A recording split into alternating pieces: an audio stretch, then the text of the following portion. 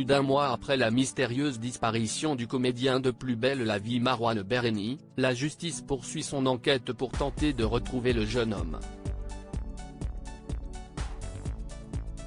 Les recherches se poursuivent. Voilà plus d'un mois que Marouane Berreni est introuvable. Dans la nuit du 3 août dernier, une femme de 38 ans a été violemment percutée aux abords d'une discothèque à la sortie de Mâcon, en Saône-et-Loire, par le 4x4 de location au nom du célèbre comédien de Plus belle la vie. Si le véhicule, dont le conducteur avait pris la fuite en laissant la victime sans secours, a été retrouvé endommagé par la police, le surlendemain de l'accident, le jeune homme lui, n'a pas été localisé et personne dans son entourage ne semble avoir eu de ses nouvelles depuis.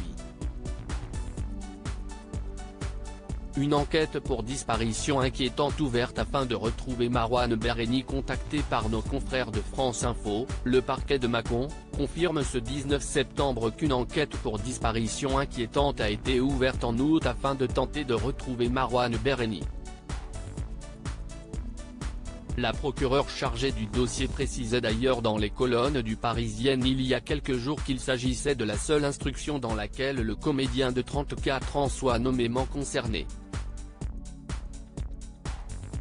En effet, une seconde enquête avait été ouverte contre X du chef de blessures involontaires ayant entraîné une hit de moins de 3 mois avec délit de fuite, rappelle le site de la radio publique, mais rien n'indique à cette heure que l'acteur était réellement au volant de son 4x4 lors de l'accident.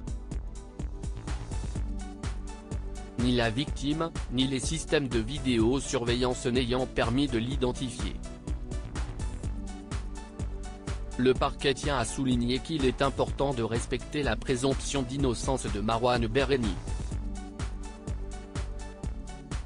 Quand Marouane Berreni a-t-il été vu pour la dernière fois? Si l'interprète du personnage d'Abdelfedallah reste toujours insaisissable, la police aurait réussi à remonter sa trace jusqu'au lendemain de l'accident.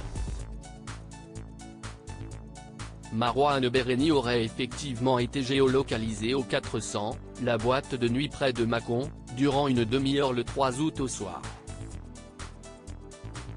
Des sources proches de l'enquête assurent aussi à nos confrères que son téléphone aurait été utilisé une dernière fois à 13h15, le 4 août, et que sa carte bleue aurait servi à régler un achat dans une boulangerie peu après. Depuis, le jeune semble s'être volatilisé.